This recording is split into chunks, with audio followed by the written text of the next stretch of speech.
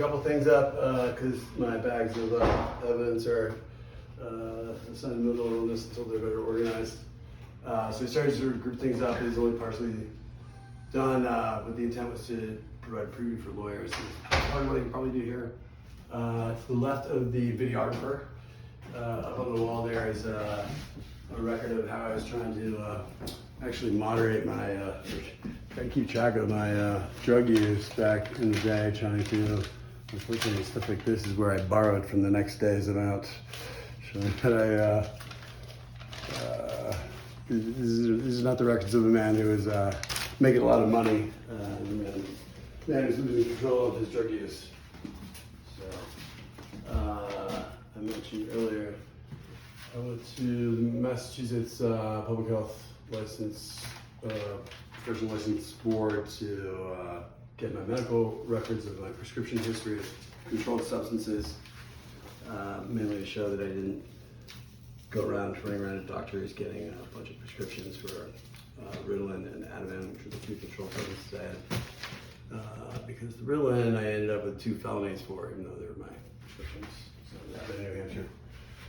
These are some screenshots for the arrest in New Hampshire, mainly just showing the cop like rolling up into somebody's backyard where I was asleep.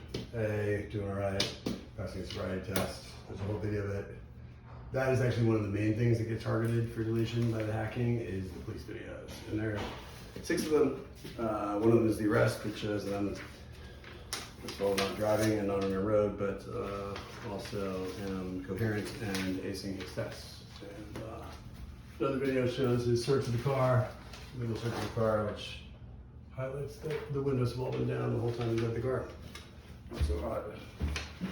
Protocol. Over here we get into like a pet section. So this crazy neighbor lives on the first floor of my place in Somerville. Would harass the dog mainly to mainly just to get like a rise out of me and try to get me to react strongly. Her name is Lily. So she was her like making a menacing face at me. So she'd like cut Josie's lead and terrify her, and she'd be quivering in the backyard. This was really troubling earlier this spring. I came out in the backyard and found Lily watching my dog eat something that in front of a 4-year-old boy and saying, if Josie eats too much, she'll be a fatty. And discovering that it was a bunch of dead animal limbs that she was feeding my dog. It's really troubling. This is someone who's trying to help the animal control make it look like a bad dog owner. Animal control came and stole my dog out of my front yard, even though they know that she's blind. A whole bunch of people replied and said, yeah, it's Andrew's dog. And I said, bring her back immediately. They wanted me to go to Somerville Police to go get her because they had no warrants and they wanted to arrest me instead, and I still wanted to get my dog. So unfortunately, you're a pet owner and people want to trick you into, I want to get you things, but like when people have kids, they use it against you. Yeah, you know, it's I don't have my dog or my cat right now, but it's really pretty cold, I think, to use someone's pet when they're suffering from substance abuse as a way to trick them into unlawful detainment. So yeah, Josie's still gone. This is like a big hit on Facebook of them publicly humiliating me by taking my dog.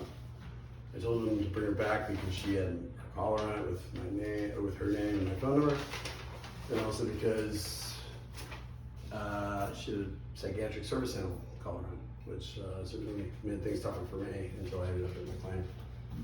After she was gone, the owner downstairs started putting dead animal parts for my cat to bring up. I would think that, oh yeah, maybe she's got the pet and got these things outside, but the cat doesn't bring.